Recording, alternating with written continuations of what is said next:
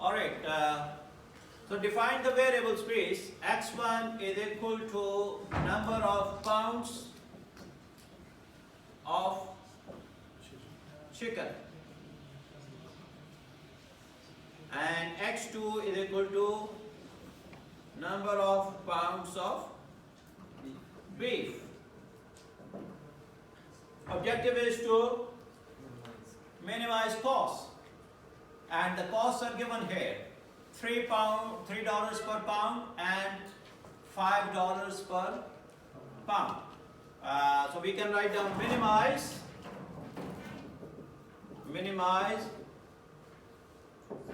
Z is equal to 3x1 plus 5x2.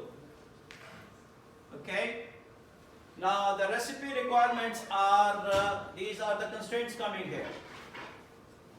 In fact, the first constraint is that hot dog mixture is in 1000 pound batches. So this means that x1 plus x2 should be exactly equal to 1000. Okay, so this is an equality constraint here. Subject to, the first constraint is that this mixture should be in batches, and batches of 1000 pounds.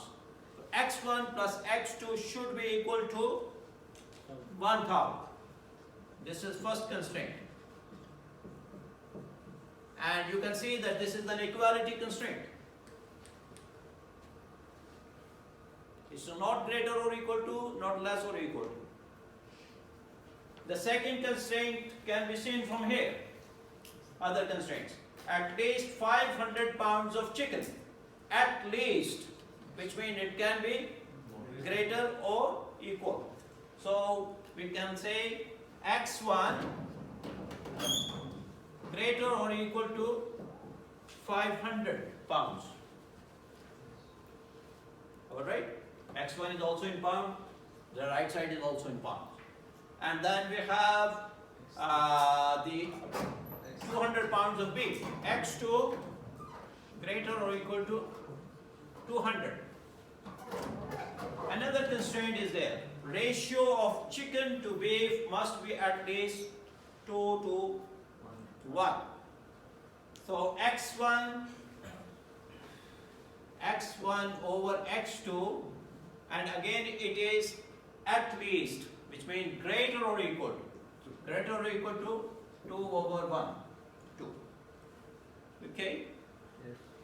Now, if we have to give it to solving for Excel or some other program, we require that the right hand side should be some value which is there, but not in this format.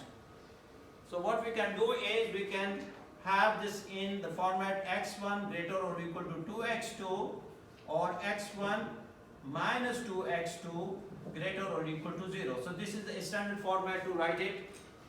For example, if we want to solve it by solver in Excel. Next time we will talk about how to solve it in Excel and QM for Windows. Okay? So this constraint, the last constraint is x1 minus 2x2 greater or equal to 0. And of course the final constraint is non-negativity constraint. Although this is a redundant one because x1 is also greater than 500, greater or equal to 500, and x2 is also greater or equal to 200. So this constraint is redundant, but for completion's sake, we will write down also this non-negativity constraint. Clear? Any questions on this formulation?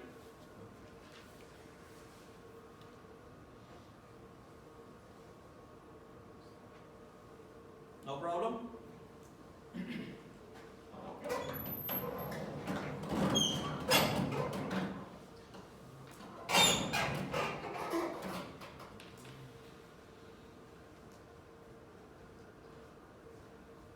This is the formulation. Here is another example for solving it with the graphical technique. Just the problem is given, draw the graph and solve it. I will just quickly go through this. You solve this, you make these constraints and find out the feasible region. The feasible region is in this, what we call this one? This figure, how we call this? Polyhedron or this one. Anyway, this one is the feasible region. Okay, and you just work out these corner points here, 1, 2, 3 and 4. Work out the profit at each. This is a maximization problem. Work out the maximum at each point, the profit, if it is profit of course. Then this is the solution here, and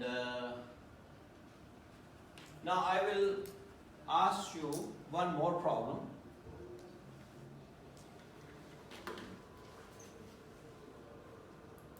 Since we have little time, more time, we can have this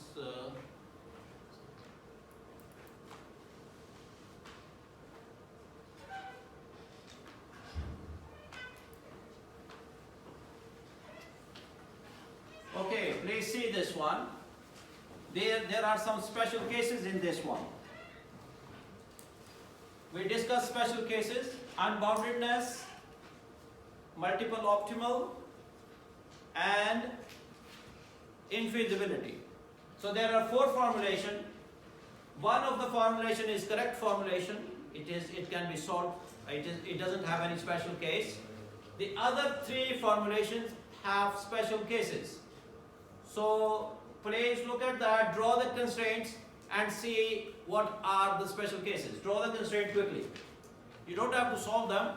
You just draw the constraint and you can see by drawing the constraint that what are the special cases are there.